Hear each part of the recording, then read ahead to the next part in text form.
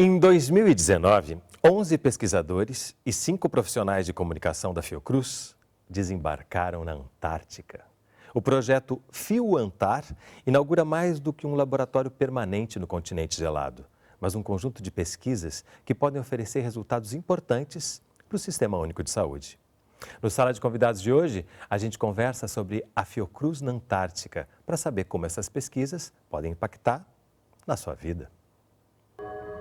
Ambientes extremos geram a necessidade de medidas extremas de sobrevivência. Você tem que seguir o ritmo do que a natureza determina para você poder trabalhar. Então esses micro-organismos que estão ali se adaptaram a um habitat extremo e que por isso produzem, geram substâncias, moléculas que possam ter algum interesse para a biotecnologia de modo geral. Comigo no estúdio para essa conversa, Márcia Chame, chefe do Laboratório de Paleoparasitologia da Escola Nacional de Saúde Pública Sérgio Aroca, o In The Grave, coordenador do projeto FioAntar e do Laboratório de Genômica Funcional e Bioinformática do IOC da Fiocruz, e Adriana Marcos Vivoni, pesquisadora e chefe substituta do Laboratório de Fisiologia Bacteriana do Instituto Oswaldo Cruz, da Fiocruz. E você também é nosso convidado. Eu recebo as suas perguntas e comentários aqui ao longo do programa e compartilho com Márcia, Win e Adriana. Envie pelo WhatsApp 021 99701 8122, pelas redes sociais do Canal Saúde ou pelo 0800 701 8122, ligação gratuita. Uma expedição rumo a um novo continente para pesquisa em saúde. A gente acompanha agora alguns registros do projeto FioAntar.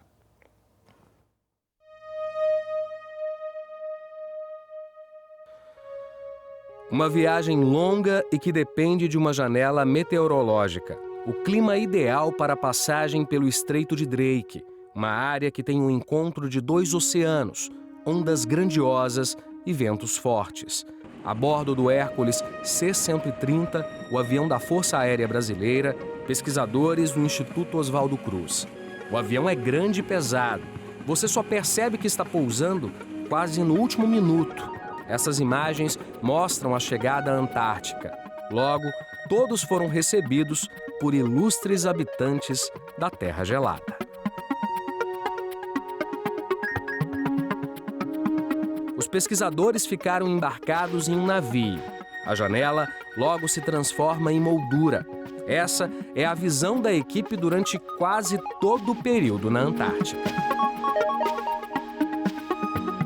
Os desafios são muitos. O tempo muda rapidamente e toda a programação do dia de trabalho pode ser afetada. Uma hora está chuviscando, outra hora o tempo fecha, mas a temperatura cai, venta, para de ventar, neva, o sol sai, tudo isso num período assim de 5 horas, muita coisa acontecendo ao mesmo tempo.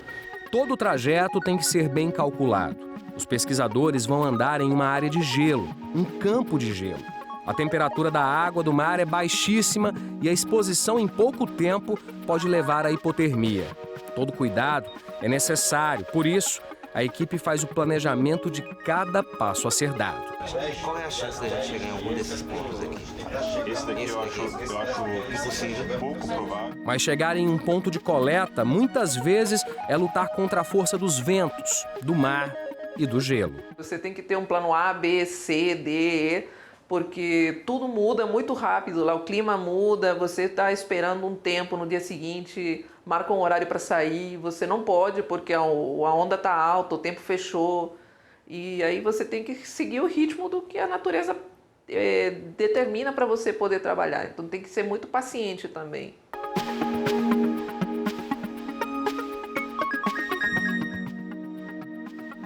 Apesar das dificuldades, depois de algumas tentativas, finalmente a pequena embarcação segue viagem.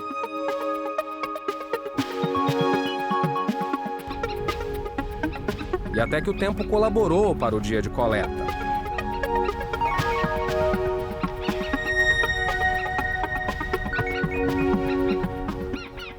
naquele momento ali tem muito pouca gente andando do teu lado, só você, a tua equipe de coleta com as tuas coisas e o vento e alguns animais, né, que você acaba encontrando durante o caminho.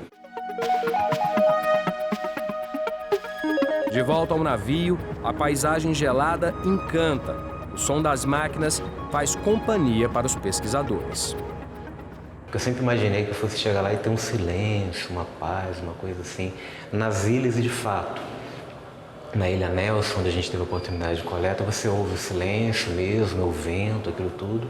Mas quando você está no navio, é sempre um tempo todo ruído, barulho, um ruído de fundo o tempo todo das máquinas que estão constantemente trabalhando para te manter vivo naquele ambiente inóspito, né? O gelo azulado passa boiando no oceano. Os pesquisadores puderam ver de perto os efeitos da mudança climática que afeta todo o planeta. O aquecimento global tem provocado descongelamento, retração de geleiras, diminuição do permafrost, que é a camada de solo que se supunha sempre congelada, ela está se reduzindo. Então, tudo isso possibilita que novos patógenos possam surgir, novos micro-organismos apareçam.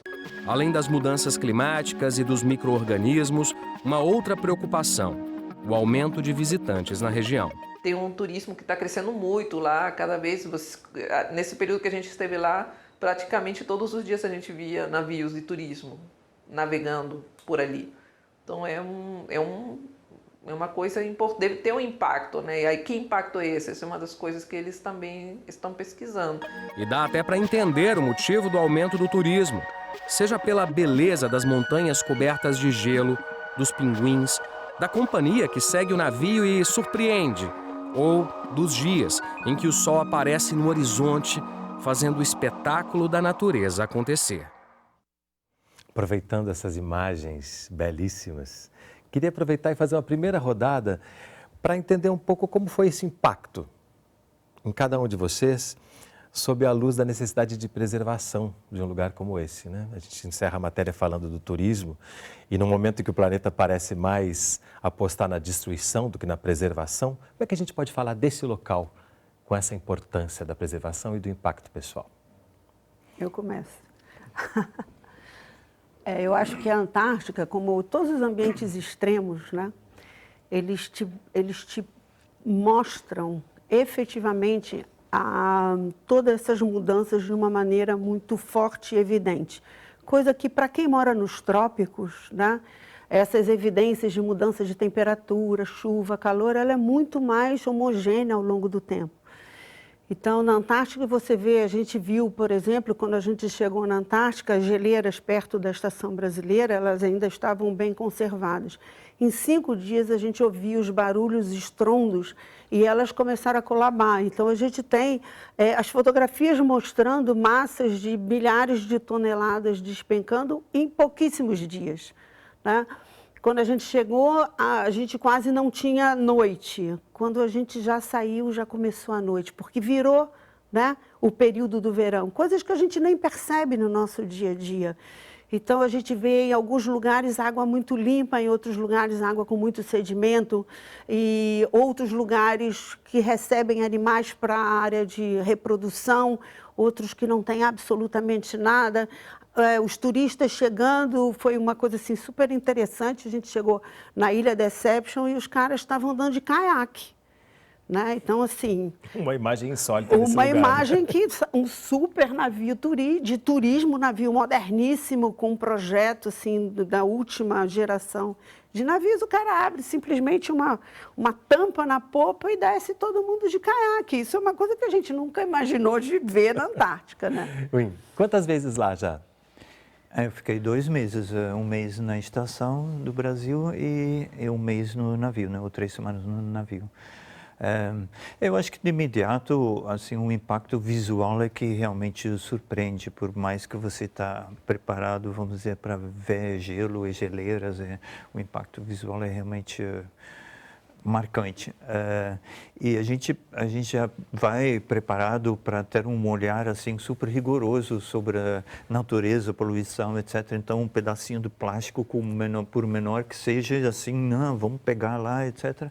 E aí, realmente, a gente fica surpreso que, de repente, né, o turismo tem embora eles tenham um código de conduta rigoroso, mas, enfim, a gente vê fotos das pessoas nadarem na praia, nas fontes termais, ali no Deception, por exemplo, ou se aproximarem muito de animais e vamos dizer, para nós, no código de pesquisa, é proibido muitas coisas, a gente realmente não pode fazer por possível impacto, né?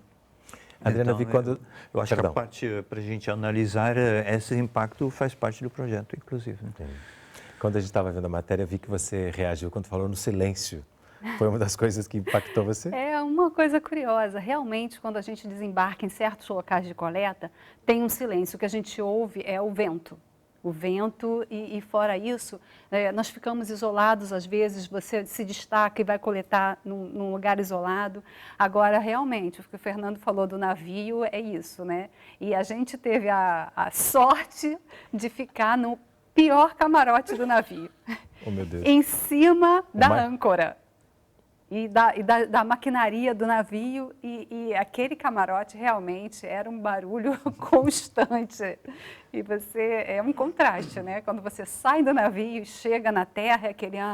Chega a dar um vácuo, assim, né? Mas entra numa outra dimensão. Navio, isso, no navio... Para isso tudo, há, claro, um treinamento. Né? Sim, como é que a gente pode falar da importância e do que é esse treinamento para chegar numa terra tão extrema e tão cheia de belezas e tão cheia de contrastes? Bom, eu acho assim, né? Acho que são duas coisas, né, que a gente tem que ver. Uma coisa é o turismo, né, que o turista que vai dentro de um navio, que não é um navio de serviço, que não é um navio de pesquisa, né, que a gente nem sabe como é, na verdade, porque a gente nem nunca, a gente nunca entrou, embora a gente até olhasse, assim, puxa, a gente podia ficar um pouquinho lá. A outra coisa é você ir para fazer pesquisa. E aí, de fato, não é o lugar onde se inicia, né, onde eu hoje vejo que não é o lugar para um pesquisador iniciante, embora a gente tenha no conjunto diversos alunos e pessoas muito jovens, eu acho que isso é muito interessante, né, de ter, afinal de contas, essa é a pesquisa do futuro, mas as pessoas que estão ali já estão no seu doutorado, no seu pós-doutorado, mas não é nem só a experiência acadêmica científica, mas a experiência de campo, né? Não é um lugar para a pessoa iniciar na sua primeira aventura de trabalho de campo. Porque eu acho que duas coisas são fundamentais, acho que na nossa conversa anterior a Rui falou uma coisa disso, isso é como é que o grupo mantém um bom relacionamento, um alto astral, a gente... Né, apesar das coisas que, né, acontecem, sai correndo, não, agora desce, não, agora sobe, não, virou um mar, não sei o quê. E isso, você tem que estar preparado para tudo isso. E aí veste uma roupa só para botar aquela bota, você fica, acaba suando dentro daquela roupa, porque tem que fazer uma força enorme para botar a tal da bota, mas é ela que vai salvar a sua vida lá. Carrega a mochila, leva, abre, não sei o quê. Então, você tem que ser uma pessoa, a equipe tem que ter esse espírito preparado. Esse espírito preparado, né? Porque, às vezes, uma pessoa e tudo desestabiliza a equipe, então isso você precisa ter.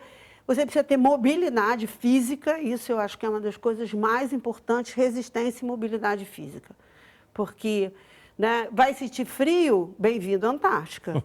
Vai chover, bem-vindo à Antártica. Eu vou ficar molhado, bem-vindo à Antártica. Então, assim, a gente tem que se preparar para esse tipo de coisa, para poder render no campo, inclusive. Sim. A gente vai com muita responsabilidade.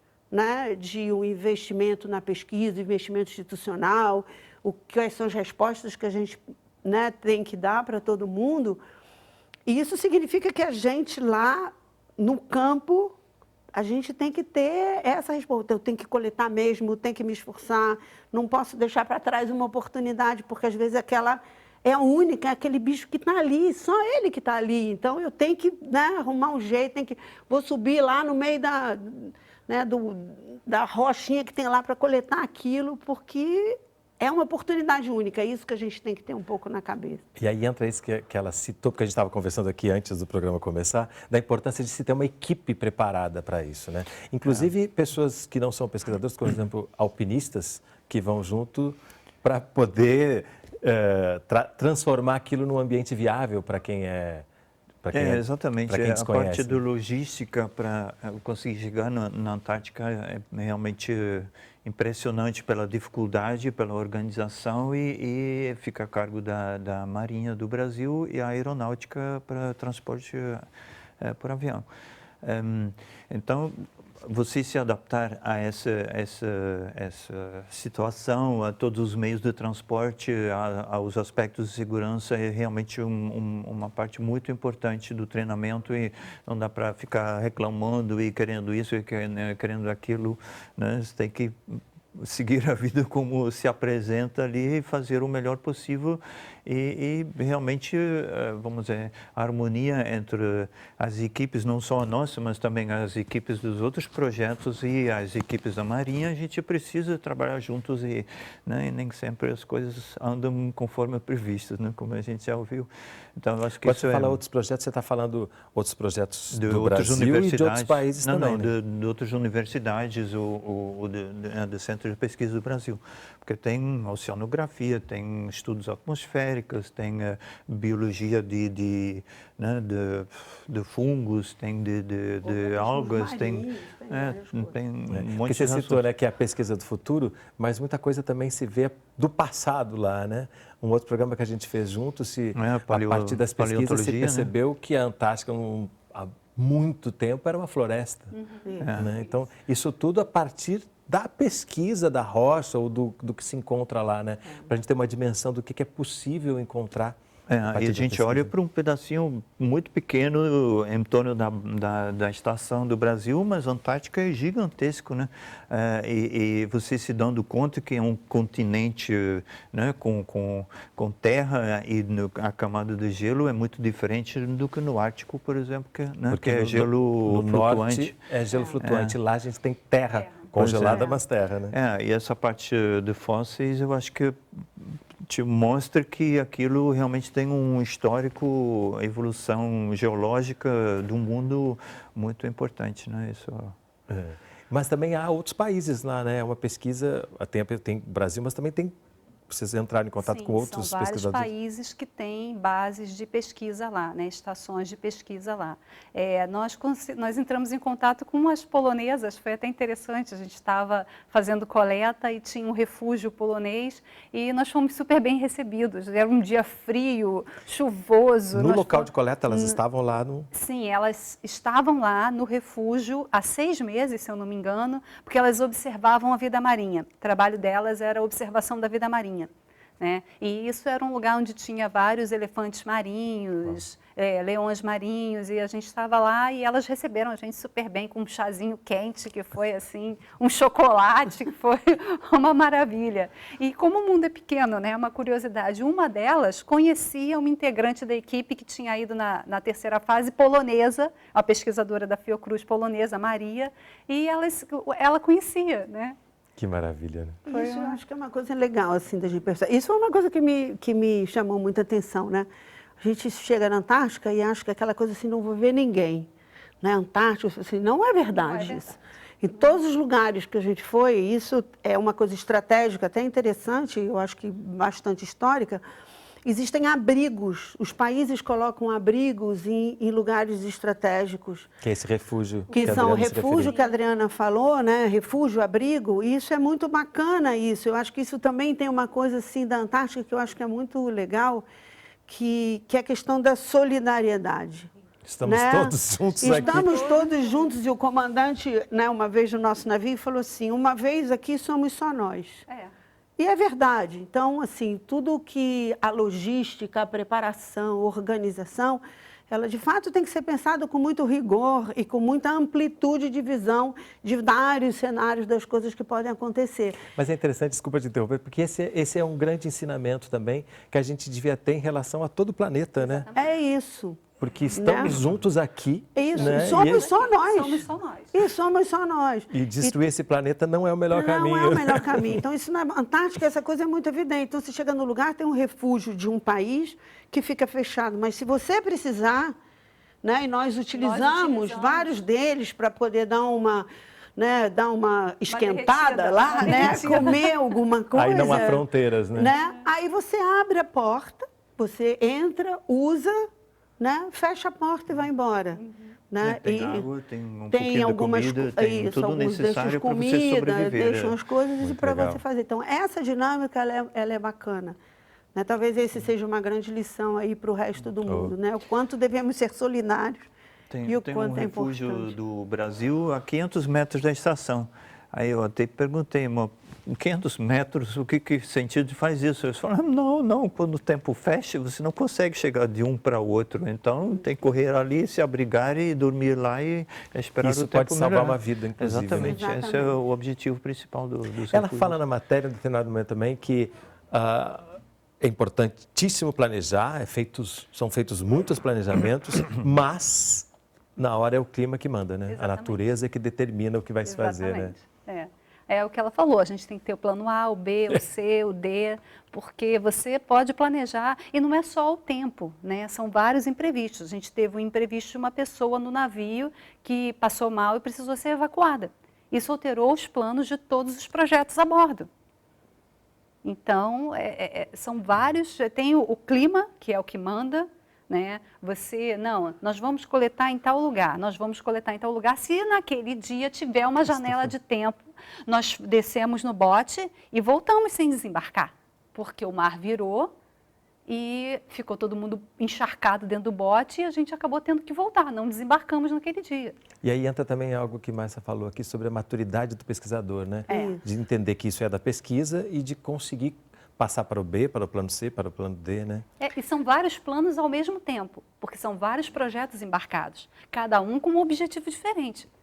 Então, o nosso objetivo não é o mesmo que o do outro projeto. Um projeto pode ser de geologia, o outro de micro-organismos, o outro de oceanografia. E os planos têm que concatenar. Para que E esse é um todo projeto que mundo... tem uma duração, né? São 4 anos de projeto, né? Que é o Programa Antártico Brasileiro, ele se organiza de projetos de pesquisa que ficam por 4 anos, que podem ser renovados. Tem pesquisas que estão lá há 30 anos, né? Porque isso também é uma coisa super interessante. A gente nunca vai conseguir entender a dinâmica daquele ambiente, né? Tão diferente para a gente, se essas pesquisas não tiveram um longo tempo de continuidade, da gente acumular dado, acumular resultado, pensar de formas diferentes. As tecnologias mudam com uma rapidez enorme. Então, em um ano, eu posso fazer uma tecnologia para alguma coisa e ano que vem eu posso ter acesso a outra coisa. E esse resultado pode mudar a minha pergunta, pode mudar a minha resposta. Então, assim, eu acho que isso é uma coisa super legal. E o outro grande desafio que eu vejo é que todos esses outros grupos de pesquisa fazem pesquisas incríveis, né, que muitas vezes o Brasil desconhece. E o quanto o resultado dessas pesquisas também nos ajuda. Então, nesse momento você falou em tecnologia, me lembrei que tinha que olhar aqui o celular para ver se tinha alguma participação, e tem. E justamente uma pergunta do João, que veio via WhatsApp, é se existe interação entre as equipes nacionais e internacionais, que é nesse sentido que você está falando, né? Eu acho que existem muitas interações, tem projetos lá que têm cooperações com pesquisadores do mundo todo. A gente está começando, né? Eu acho que isso é uma coisa super importante a gente falar. É a primeira vez que a Fiocruz vai na Antártica. Então, eu sempre digo que a gente ainda, né, lá no nosso termo brasileiro da Caatinga, nós somos ainda barriga verde chegando na Antártica, a gente tem muito que aprender. E, obviamente, essas parcerias, elas vão acontecer na medida do tempo que a gente vai identificando quem são as informações. Poxa, super bacana. A gente estava lá com o pessoal, por exemplo, do Carbimet, que é o pessoal que trabalha com carbono e metais nas águas, na distribuição das águas. Isso para a gente é super importante. E como a gente também pode ser parceiro durante o trabalho de campo, né? Então a gente ia para a terra fazer trabalho de campo e eles no mesmo bote, o bote desembarcava a gente na terra e aproveitava e eles faziam coleta na água. Então, assim, a gente tem que ter essa maleabilidade de integrar as pessoas, de ajudar, né? Então, um ao outro. Você tem água? Não, não tenho, eu tenho, te empresto.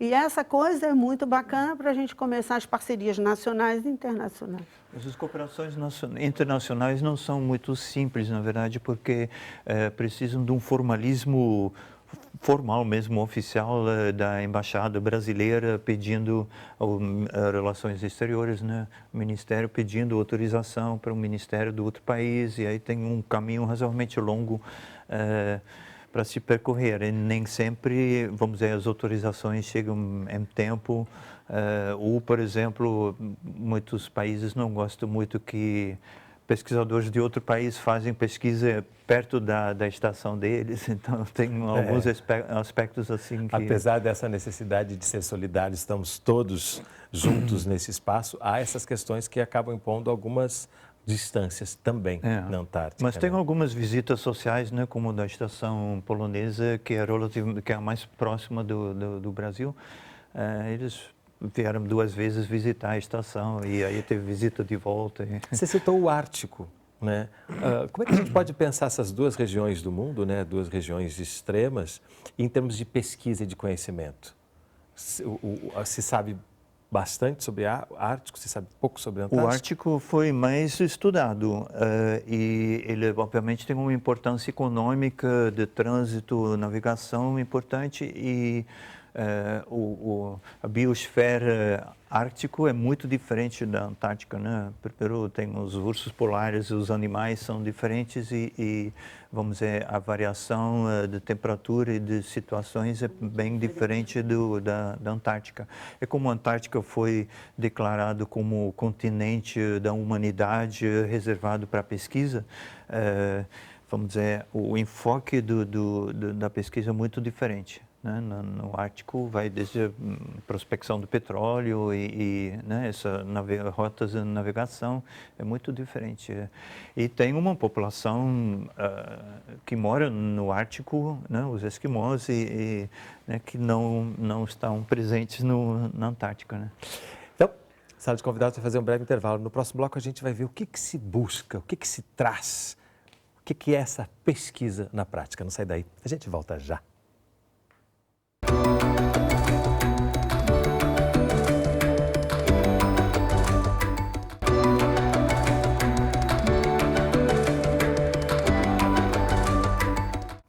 Sala de Convidados está de volta, conversando sobre a Fiocruz na Antártica. Comigo, no estúdio, para essa conversa, Márcia Chame, chefe do Laboratório de Paleoparasitologia da Escola Nacional de Saúde Pública Sérgio Aroca, o Indegrave, coordenador do projeto FioAntar, Laboratório de Genômica Funcional e Bioinformática, e Adriana Marcos Vivoni, pesquisadora e chefe substituta do Laboratório de Fisiologia Bacteriana do Instituto Oswaldo Cruz, da Fiocruz. E você também é nosso convidado. Eu recebo as suas perguntas e comentários aqui ao longo do programa e compartilho com Márcia Win e Adriana. Envie pelo WhatsApp 021 99 701 8122, pelas redes sociais do Canal Saúde ou pelo 0800 701 8122, ligação gratuita. Micro-organismos congelados há muitos anos estão entre as amostras coletadas pelos pesquisadores da Fiocruz na Antártica.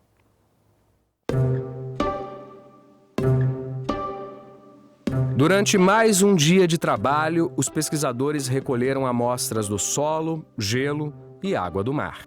Eu trabalhei como uma espécie de assistente. Eu ajudei a fazer a anotação das coletas, ajudei na hora de planilhar os dados, a etiquetar os tubos, né, dentro, sempre monitorada, ajudada pelas pesquisadoras, na verdade orientada por elas, né. Cientistas de 5 laboratórios do Instituto Oswaldo Cruz participam do projeto. O FioAntar integra o Programa Antártico Brasileiro, ProAntar, conduzido pela Comissão Interministerial para os Recursos do Mar da Marinha do Brasil. Com a chegada, pela primeira vez à Antártica, a Fiocruz passa a realizar estudos científicos em todos os continentes.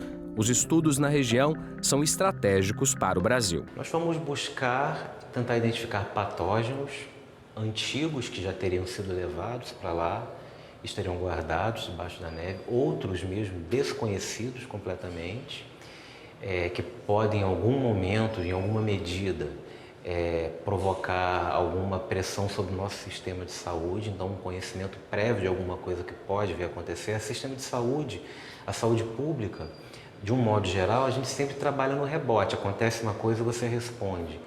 E conhecer os patógenos, o que circula, o que está no ambiente é importante para você poder se prevenir. Mas além dos micro-organismos que podem causar doenças, os pesquisadores foram em busca dos que possam ser usados em processos de biotecnologia. Ambientes extremos geram a necessidade de medidas extremas de sobrevivência. Então, esses micro-organismos que estão ali são micro-organismos que se adaptaram a um habitat extremo e que, por isso, produzem, geram substâncias, moléculas que podem ser ativas, bioativas e que possam ter algum interesse para a produção de diagnósticos, para medicamentos e biotecnologia de modo geral. O Brasil é um dos 28 signatários do Tratado Antártico, que estabeleceu a utilização pacífica do território com fins de pesquisa científica, além de atuar como regulador térmico do planeta, influenciando significativamente o clima. O continente concentra 70% das reservas globais de água doce e valiosos recursos minerais e energéticos. Entre os vírus respiratórios, a pesquisa tem como alvo principal o vírus influenza.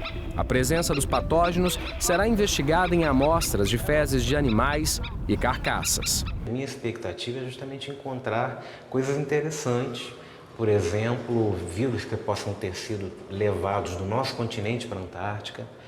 Como virologista, eu penso sempre nos vírus que possam por acaso vir da Antártica para cá. Nós temos os fluxos migratórios dos animais, dos mamíferos, das aves, que podem fazer transporte de patógenos ou de outros micro-organismos. E conhecer o que está lá e o que está aqui é uma maneira de você poder comparar uma coisa e outra. A expectativa fica ainda maior com a espera das primeiras amostras coletadas e que não chegaram nos laboratórios. Quando essas amostras retornarem para o Brasil, elas vão vir agora em abril, porque elas foram armazenadas no navio que ainda está lá. Quando ele terminar, então, todas as atividades, ele retorna aqui para o Rio de Janeiro e é então que as amostras que estão silentes até esse momento, que a gente vai colocar elas para falar e vamos ver o que elas vão falar conosco. Eu tenho boas expectativas e espero que esse projeto renda muitos frutos ao longo de todo o seu período. É interessante, né, essa metáfora, que não é uma metáfora, é uma realidade. Vamos colocar as amostras para falar, né, para ver o que elas nos dizem. Como é que a gente pode, a matéria já traz algumas coisas, mas como é que a gente pode dar uma dimensão do que se coleta, o que se busca quando a gente sai em campo na Antártica? Então, nós fazemos, o interessante do nosso projeto é que todas as equipes coletam os mesmos materiais, com a mesma metodologia e todo mundo vai usar. Né? Então, nós coletamos fezes de animais, de mamíferos, excretas de aves, solo, água, tanto lacustre quanto do mar, né? E líquens. Né? E, assim, é como a Márcia sempre diz, essas são as amostras mais caras do mundo.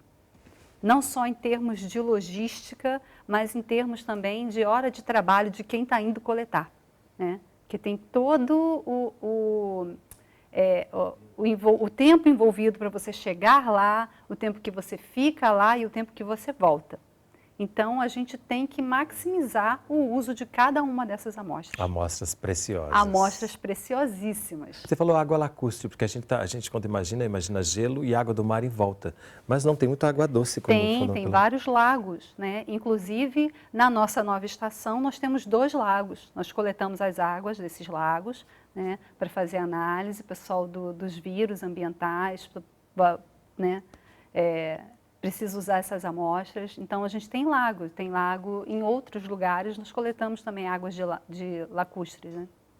Como é que é isso, assim, essa dimensão desse projeto e, ao mesmo tempo, essa expectativa? Porque, por mais que vocês tenham coletados, o que virá daí? Como é que a gente pode ter uma... Então, no projeto da Fiocruz, a gente tem 8 laboratórios com diferentes especialidades, né, que colaboram de virologia, bacteriologia, micologia, parasitologia, e as coleções científicas também da Fiocruz, que participam para receber, para analisar amostras.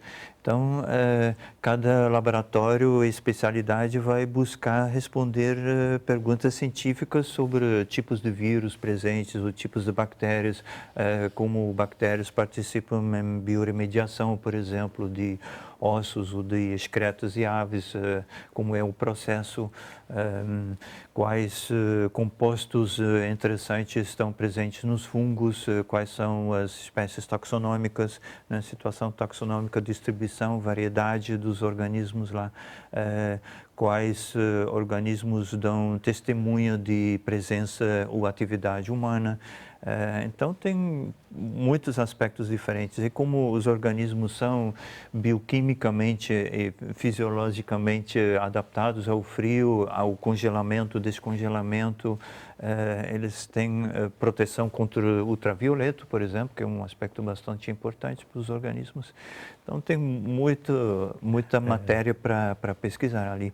Você juntou uma outra metáfora interessante, dá um testemunho, né?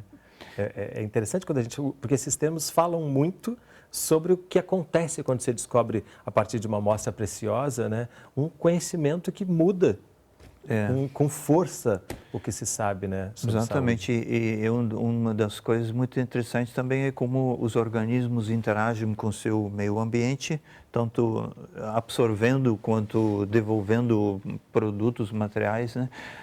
E como os organismos se entendem entre si, né? E com os diferentes hospedeiros, mamíferos, por exemplo, ali presentes, ou com algas, tem realmente uma riqueza de material muito relevante. Mas eu acho que a gente tem, quer dizer, assim, a gente tem muitos estudos, né, na Antártica já fazendo o levantamento desses, né, da microbiota. Né? Isso, assim, a Antártica a gente nunca pode esquecer, a gente já tem grupos trabalhando lá há 30 anos. Mas a gente também quer, além de encontrar esses organismos, eu acho que a gente tem aí a busca de uma pergunta nova, né? E que é essa prospecção um pouco do futuro, que isso é que se relaciona com o nosso Sistema Único de Saúde no Brasil e como é que a gente pode pensar em novas ocorrências de agravos à saúde no futuro. Então, uma das coisas que a gente quer buscar, né, e eu digo isso claramente que a gente quer, porque isso é um processo, né, de construção, é justamente a partir da identificação desses organismos e da identificação de quais são os limites ecológicos de vida de cada um desses organismos, que hoje podem estar restritos à Antárticas ou que fazem migração para ambientes subantárticos, né, Patagônia e tudo isso. Com essas mudanças ambientais que a gente vê ocorrendo no planeta, e na Antártica isso é extremamente evidente, o que a gente espera do futuro? Que rotas migratórias algumas aves não vão reabrir, né?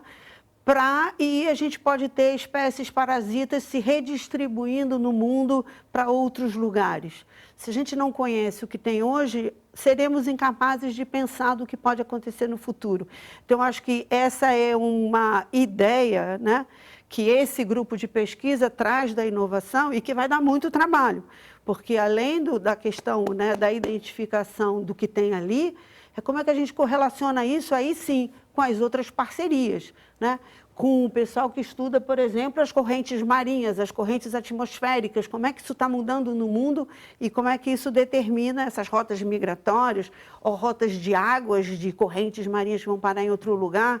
Então, essas são as perguntas super fascinantes que eu não sei se a gente vai conseguir responder, mas a pesquisa busca essas respostas. Né? E, mais uma vez, a Liana, via WhatsApp também, pergunta algo nesse sentido, que existe uma troca de informações entre os pesquisadores que estão há mais tempo na Antártica, como a situação da fauna, por exemplo?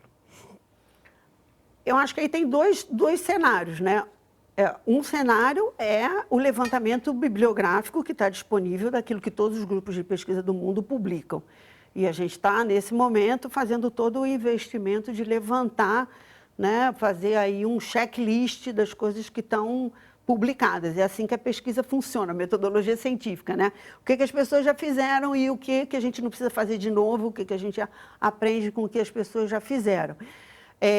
Depois disso, a gente começa a identificar quem são os parceiros, aonde estão as informações que mais nos interessam. E aí começam as conversas, né? Conversa com o pesquisador, com o grupo de pesquisa. E no navio isso é muito legal, porque no navio, Quando a gente está lá, está todo mundo literalmente no mesmo barco, né? Então, e aí dividir essas coisas. O que que você sabe? Então, a gente estava lá, o pessoal me dá seu pendrive aqui que eu vou botar tudo que a gente publicou e eu já te dou no meu pendrive. Aí eu falei assim, olha, eu espero que no ano que vem eu te devolva a mesma coisa, mas por enquanto a gente não tem muito. E aí eu acho que essa troca do dia a dia do pesquisador, que a gente depois espera, né, nos congressos, nos seminários, nos eventos, e mesmo na organização, né, das próximas, né, do que a gente chama das operantar, nas operações antárticas, né, que se dão sempre no fim do ano, a gente sempre pega 2 anos, né, então a gente teve agora 2019 e 2020. As operações de pesquisa começam em outubro, novembro e vão até março. O navio agora já saiu e já está voltando para o Brasil. Essa é a janela que a gente tem, a não ser os grupos que invernam na Antártica. E aí eles só vão sair da Antártica em outubro no ano que vem, né? Então a gente meio que já combinou. Quando a gente preparar agora a próxima Operantar, vamos sentar junto para ver como é que a gente pode, então, agora que a gente já se conhece melhor, desse conhecimento também, desses como é dois que a gente primeiros anos. pode se organizar melhor. E eu acho que isso é um processo mesmo que vai continuar e vai melhorar. A colaboração entre pesquisadores de forma formal ou informal é muito grande. Isso é uma prática científica, vamos dizer, né? Mas a preparação do novo Proantar é até esse final desse mês, março, para a gente planejar as operações e atividades de outubro até março do ano que vem. Então, temos que agora correr esse mês para já acertar nossos planejamentos e é difícil porque a gente nem recebeu ainda as amostras coletadas desse último período, né? A gente já aprendeu coisas, né? Não, o nosso grupo ele tem uma característica especial, que ele é um grupo multidisciplinar. Diferente de vários outros projetos, que é um projeto de um laboratório, ou 2 ou 3 laboratórios juntos. Não, nós temos um grupo multidisciplinar, né? Então, nós mesmos interagindo dentro do grupo já é uma coisa, porque você não vai responder uma questão pontual, né? Eu estou analisando a mesma amostra que ela, que ele. Então, a gente tem como conectar os resultados dentro do mesmo grupo, né? Isso é que eu acho uma coisa bem... um diferencial da nossa pesquisa, do nosso projeto. E aproveitando isso, né, a gente está num momento em que a pesquisa precisa ser defendida. Sim. Né? A gente precisa de investir em pesquisas. O coronavírus agora trouxe com um pouco mais de clareza para as pessoas, para a população, a importância do Sistema Único de Saúde, por mais que a gente saiba da importância dele no cotidiano, em momentos críticos, agudos assim, isso fica mais visível para as pessoas e faz com que elas entendam que a gente precisa defender o Sistema Único de Saúde cotidianamente. Como é que a gente pode pensar isso tudo que está sendo falado aqui em termos de pesquisadores? A gente tem pesquisadores no Brasil em número suficiente para dar conta dessas pesquisas. O ideal é que a gente tenha mais pessoas. Como é que a gente pode entender esse panorama? É uma questão complexa, obviamente, se a gente olha para a posição do Brasil, o número de pesquisadores por 100 mil habitantes ou por 1 milhão de habitantes, a gente obviamente não está muito bem no filme. É importante ter mais pesquisadores formados em diferentes campos de saberes, né? E a gente sabe que tem uma relação direta entre investimento em pesquisa, desenvolvimento industrial e avanço de países. Isso é amplamente demonstrado pelas estatísticas de todos os países em desenvolvimento e desenvolvidos, os mais desenvolvidos.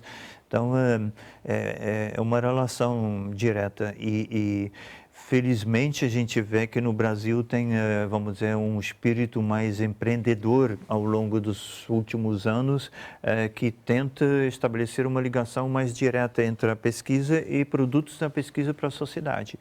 Tanto na área de saúde quanto em indústria, agricultura, isso é uma evolução muito importante que também mostra, primeiro, a importância direta do conhecimento para você traduzir isso em produtos e o quanto você precisa de mais input, mais pesquisadores para colaborarem nisso, né? E para a gente levar o conhecimento e aplicar mais, né, na sociedade. Esse é um movimento muito importante. Aline pergunta via WhatsApp: o aumento da temperatura na Antártica e, consequentemente, um maior degelo contribui para o aumento de epidemias de vírus pelo mundo?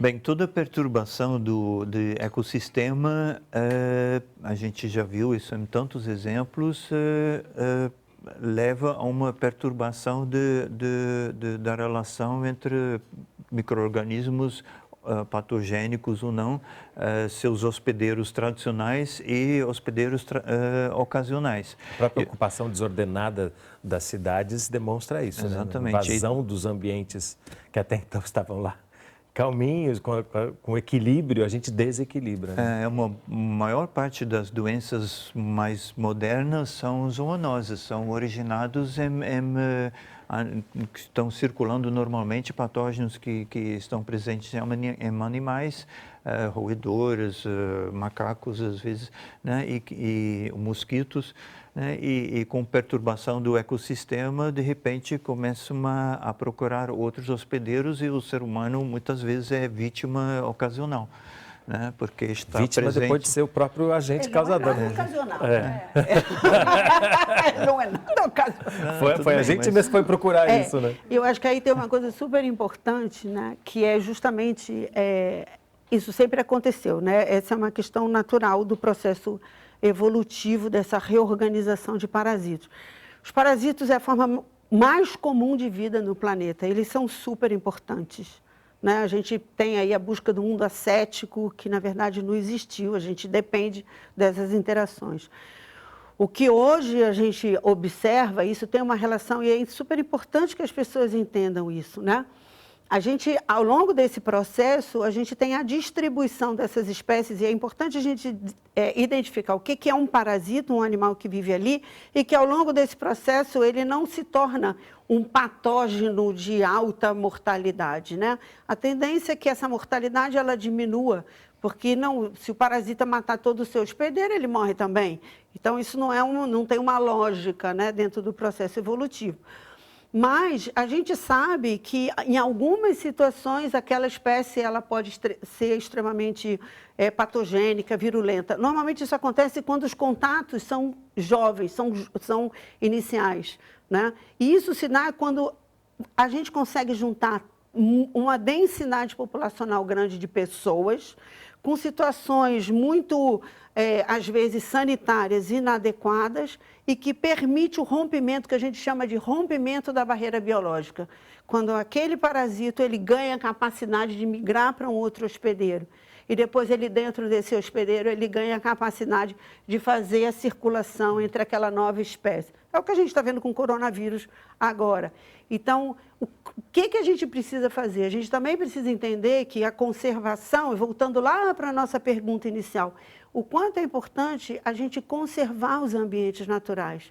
Porque a conservação dos ambientes naturais e a circulação dessas espécies nesses ambientes naturais, elas vão continuar ali e elas não vão fazer esse salto, né, evolutivo e biológico para outras espécies. Então, assim, esses espaços conservados, é o que eu sempre digo isso, eles fazem bem à nossa saúde. Né? E a gente tem que valorizar isso, não só por toda a riqueza que eles têm, mas que eles nos ajudam a viver melhor, a ter uma água de melhor qualidade, né? A ter um processo de transmissão diluído com menos potencialidade, enfim, uma série de coisas que eu acho que são extremamente importantes da gente pensar. Isso na Antártica é super importante também. E uma das variáveis que você colocou, né, que permite, por exemplo, que essas doenças se espalhem com maior letalidade é a ausência de sistemas de saúde organizados. Por isso, o nosso Sistema Único de Saúde não só por isso, mas também por isso, nosso Sistema Único de Saúde é tão importante. Né? Porque... E é lindo. E é lindo. E é lindo. As pessoas têm que entender que, apesar de todos os problemas que a gente tem, fazer um Sistema Único de Saúde para 210 milhões de pessoas, da Amazônia, em todos os lugares, gente, isso é um desafio inacreditável. E precisamos continuar investindo nisso. Né? Mas os efeitos de gelo, o aquecimento na Antártica também tem um impacto muito grande sobre a distribuição de temperaturas, ventos, correntezas marinhas. Então, e o nível do mar, né? E outras coisas também, Vinha. A gente fez um trabalho anterior mostrando, né, por exemplo, o impacto da indústria da pesca. Né? O impacto da indústria da pesca ela é tão grande que você tem alguns animais que começam a nadar cada vez mais longe para buscar alimento, porque naquela sua área não tem mais alimento para viver. A gente publicou um trabalho com o Macronex, que é uma ave grande que ela transita entre a Antártida e a Patagônia, com um parasito que é provavelmente um parasito de roedor, porque esse bicho está comendo lixo. Então, ele está comendo lixo porque o seu alimento natural ele já não está sendo mais ofertado na quantidade que deveria ser e o animal começa a buscar outras fontes alimentares. Esses são os desequilíbrios. E são os desequilíbrios. Então, o que a gente observa? Que aquele parasito novo, ele pode estar ali, né? A gente encontrou esse ovo de um euminto que não existe nem descrito para aquele grupo todo de aves, e ele saiu absolutamente perfeito, quer dizer, ele pode reinfectar outros em outros lugares, e essa é uma das perguntas que a gente também quer pensar sobre isso, né? Isso é pensar de como é que é essa distribuição com o futuro que junta tudo isso. Alterações marinhas, de correntes, enfim, né? O que será que vai acontecer? Moisés, uma das perguntas que particularmente o meu estudo busca responder é fazer um paralelo sobre o que está acontecendo no Ártico, com o degelo do Ártico, com o degelo da Antártica. A gente sabe que no Ártico, o permafrost, que eram as terras permanentemente congeladas, estão sofrendo degelo e estão ficando expostas. E nessas terras havia esporos congelados de Bacillus anthracis, né, que é o causador do antraz, há milhares de anos. E esses esporos estavam viáveis ainda. Então, à medida que aquela terra ficou exposta e que começou o crescimento da vegetação, os animais foram pastar naquela vegetação e começaram a se contaminar. Então, a gente já teve surtos no Ártico de antraz ocasionado pelo degelo. E a gente sabe que há milhões de anos atrás, a Antártica foi um ambiente tropical e que havia florestas e que havia animais diferentes. Então, uma pergunta é essa: o que está debaixo daquele permafrost? Naquele solo, a gente tem esporos ali? É muito provável que a gente tenha esporos ali de milhões de anos atrás, né? Quando aqueles esporos estiverem expostos no ambiente, o que vai acontecer, né? Isso é tudo fascinante, né? Porque, claro que o ideal seria que não houvesse tantos desequilíbrios, né, provocados, né? Porque a própria natureza se desequilibra e se reequilibra. Sim. E isso é natural. Mas a partir do momento que essas coisas acontecem, a pesquisa é fascinante, né? Vocês vão falando e a gente vai imaginando, porque a gente que vive no dia a dia, às vezes tira conclusões muito apressadas sem entender todo esse mecanismo complexo que vocês estão detalhando para a gente aqui. E isso é fundamental para que a gente possa ter um conhecimento e tomar as atitudes corretas, que é disso que se trata também. Né? Quando começa a levantar um pouco a cortina, se vê de repente a complexidade e a beleza também dos sistemas, né? E é realmente muito relevante a gente pensar como sociedade, como que a gente preserva e como a gente vai pesquisando, ampliando o nosso conhecimento. É fascinante mesmo. Eu sempre lembro aqui do nosso diretor do IOC, que fala assim: a pesquisa é como se a gente só olhasse no buraco da fechadura, né? A gente só vê aquilo que, quando a gente põe o olho, a gente só vê aquilo do buraco da fechadura. O mundo está em volta disso, né? E a gente ainda não vê pouco. E aí, voltando lá à história do investimento na pesquisa, né? Eu acho que é inegável, não é possível alguém achar que não tem que investir em pesquisa no século XXI, né? Eu acho que isso é uma coisa tão óbvia. Eu acho que a pesquisa brasileira ela avançou na área da zoologia, das ciências naturais, a nossa capacidade, a gente aumentou aí mais de 40%, hoje a gente não fica tão atrás. E a gente tem o que o mundo quer, né? Que é a biodiversidade, né? E estamos chegando lá na Antártica, né? Que já estamos lá, mas agora a saúde lá. Mas acho que uma das questões super importantes que a gente tem que discutir seriamente é como é que a gente fixa a quantidade de pesquisadores jovens que a gente vem produzindo, né? Eu acho que esse é um grande problema que o Brasil, além de todo o investimento, tecnologia, tudo isso, a pesquisa, embora ela às vezes possa dar respostas muito rápidas, eu acho que a Fiocruz mostra isso muito claramente, né? Como é que acontece as coisas, a Fiocruz é capaz de se mover e dar pesquisa rápida. Por que que é isso? Porque tem que ter um contingente atrás. Exato. Porque tem 120 anos, porque tem um contingente de pessoas que move isso. Isso não cai de paraquedas, nem a gente tira o coelho da cartola. Que não começaram a trabalhar nisso agora, E né? que não começaram a trabalhar nisso agora. Então, isso é um processo e é por isso, e as pessoas têm que entender de que fixar essas pessoas, da gente poder ter pessoas que vivam nos nossos laboratórios, né, que não vivam só de bolsas, né, porque a vida é de uma insegurança enorme. Se só viver de bolsa, você vira uma pessoa que, eu sempre digo, os meninos não gostam disso, você né, na ecologia de animais, você é um subadulto flutuante, porque você ainda não conseguiu estabelecer o seu território, né, de atuação. Isso é muito importante, né? A gente precisa de muitas vidas para poder entender o que vai acontecer na Antártica, o que acontece na Amazônia brasileira e tudo.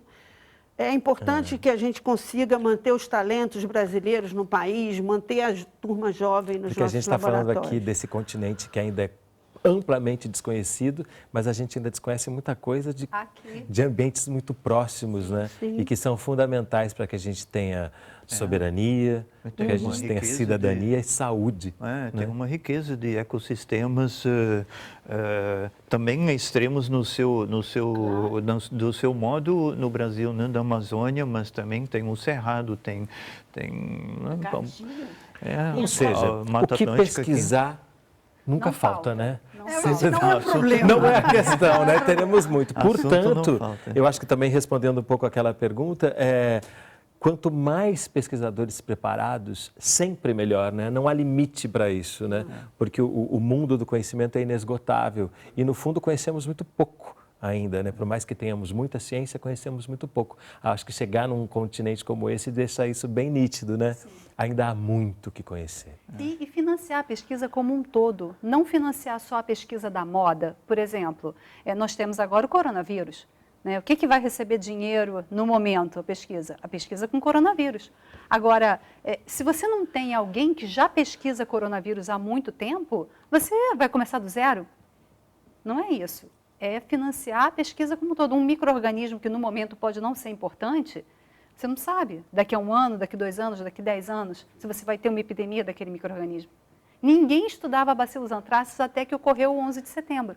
Que aí isso apareceu com força. Isso apareceu com força. Se você não tivesse um laboratório que já vinha com uma tradição de estudo nesse micro-organismo, você começa do zero e as pessoas querem respostas rápidas. Como ter respostas só aparecem com muito tempo de pesquisa. Com muito tempo de estudo. Exatamente. Parabéns pelo trabalho de vocês e brigadíssimo pela presença aqui conosco hoje. Foi uma delícia de papo. Obrigado. Obrigada.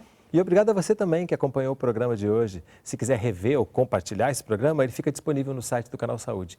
E eu espero você, e a Yasmine Saboia, que é a apresentadora do programa, espera você na próxima conversa. Até lá.